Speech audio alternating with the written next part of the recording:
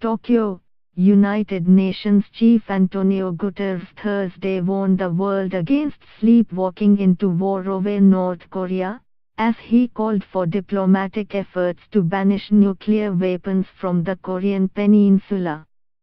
Speaking on a visit to Japan, Secretary General Guterres said, "The worst possible thing that could happen would be for us all to sleepwalk into a war that might have very dramatic circumstances." The UN Security Council has imposed 3 rounds of sanctions over the past year against North Korea over its increasingly powerful missile and nuclear tests. Guterres said those sanctions need to be implemented by North Korea first of all, but also fully implemented by all the other countries whose role is crucial. He urged diplomatic engagement that allows for denuclearization of the Korean peninsula to take place in a peaceful way. Speaking alongside Guterres, Japanese Prime Minister Shinzo Abe echoed the call to fully implement United Nations Security Council resolutions and hold meaningful dialogue toward denuclearization.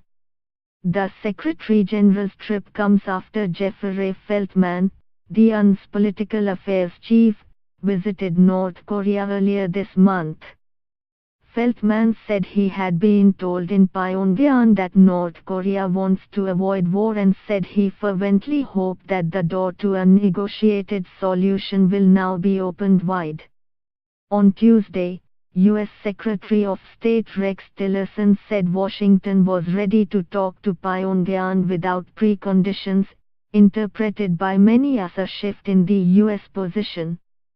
Washington's top diplomat told the Atlantic Council Policy Forum that North Korea is welcome to talk about anything at a first meeting, even the weather.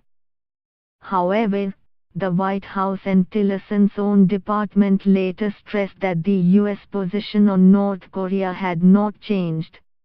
The secretary was not creating a new policy, "Our policy remains exactly the same as it was," State Department spokeswoman Heather Nauert said Wednesday.